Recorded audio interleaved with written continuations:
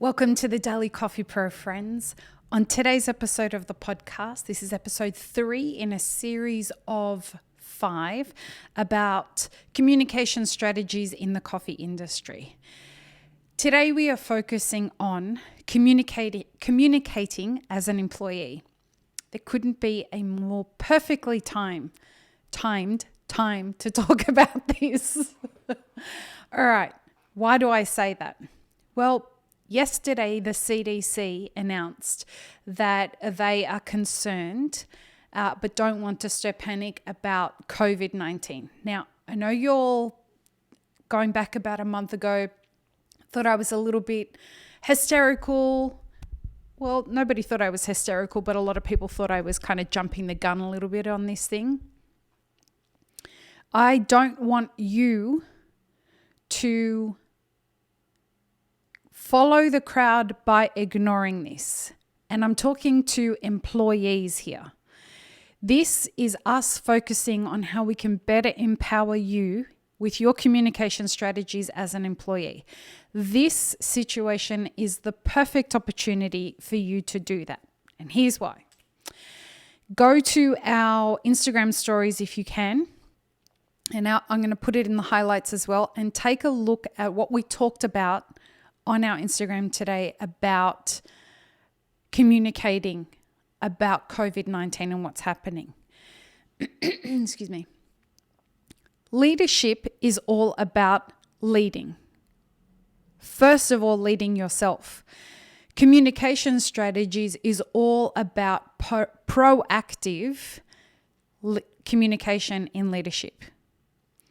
So what I want you to do is I want you to think about how you as an employee could be affected about what's happening with COVID-19 before it happens. Let's hope that nothing at all happens. Let's hope that you never have to miss a day of work, that nobody's going to get sick, that the cafes are going to stay full of people are going to continue to buy your coffee, whether it's green coffee and you're a salesperson, whatever it is. Let's hope that no business is affected at all. But we do need to consider in these situations when organizations like the CDC are coming out and saying, we hope that nothing happens, but please start getting prepared. We have to start getting prepared. And your communication strategies in this situation are going to be paramount. So what I want you to do, as I said, start thinking about how this situation could affect you. Some ways that it could affect you are that you may get sick. Your customers, your co-workers, your employer may get sick. What does that mean for you? Think about it in a calm and rational way. You may not be able to go into work. Think about that in a calm and rational way. How can I work from home? Now, if I'm a salesperson, I could work from home. I could do my calls virtually. I could look after my work from home. And the CDC is recommending that we start thinking about that as a workforce. But if I work in a cafe, one might think that I can't work from home. All right. But is that really the case? Now, if cafes have to close and you are put out of a job, if you are proactive about this, what you could say and organize with your boss is there any work? Standard operating procedures, SOPs? Is there any kind of anything I can do? Any administrative stuff that I can do that you've been putting off getting done that I can take care of from home if we're not able to go into work? Okay, so think about what will happen to you if you get sick, to your job. What happens if your boss gets sick, if your customers stop coming in, all of this kind of stuff. So first of all, think about what's going to happen. Second of all, think about how you're going to communicate that concern and fear to your boss in a calm and rational way that's not alarmist, by simply sparking a conversation about, hey, listen, I was wondering, have we started thinking about a strategy that's aligned with what the CDC is saying about how we will prepare in the case that coronavirus gets into our community? Now, having a strategy behind the way you're going to communicate that as an employee does really great things in order to actually trigger action. It shows that you're being a self-leader. It shows that you're being assertive. Remembering that assertiveness is all about fair, open, honest communication that respects your own rights and the rights of others. This is the definition of assertive. You have a right to feel safe. You have a right to feel heard. You have a right to be respected. You are doing all of that for yourself when you take the steps to communicate that to your boss. You're also signaling, I'm being proactive in taking control of this situation for myself and sparking and triggering conversation for our community, however small your community is. Now, if you are a leader in your local community, I would encourage that you start connecting the people around you to have a conversation about this.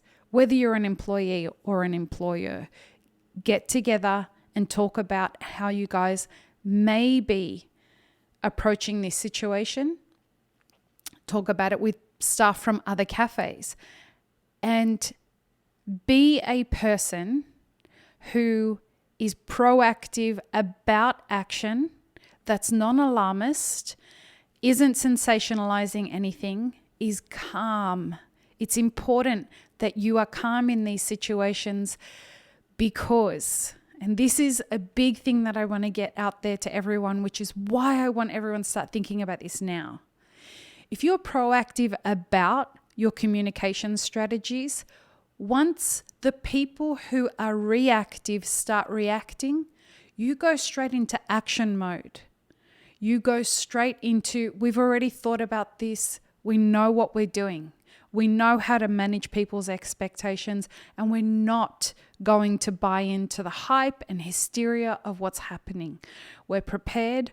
We knew what would happen if coronavirus did enter our industry and our local community, and we know how we're going to take action about that. As I said at the beginning, let's hope that that doesn't have to happen for anyone, and that later we can all just giggle about this and remember that crazy woman on that podcast that talked about this and got us prepared, but there was no reason to do that. And that's the hopeful outcome. But here's the big winner, regardless of what happens with regards to coronavirus. When you take these proactive communication strategies seriously and invoke them, especially when it's important, what that says is it signals to the people around you that you care. You care about the business that you work for. You care about the team that you're in. It says that you're professional and that you're adult. It says that you're not trying to be hysterical. You're not trying to invoke any kind of drama. It says, hey, listen, I'd rather be proactive than reactive to this situation so that we can take care of our customers, we can take care of our team, and I can be an active member of the business that I work for in coming up with a solution of how this gets resolved. And so I hope that that helps you understand, using an example, a different approach than what I think most people are taking in being proactive in your communication strategies towards a potential imminent threat to our businesses, to our teams, to our communities, to all of it.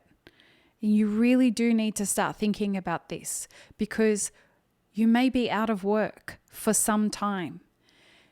Instead of just being put out of work Find proactive ways to communicate to your boss, hey, listen, in the instance that this situation evolves into something more serious, I'd like you to start thinking about work that I can do from home that could prepare us for when we come back to regular business as usual.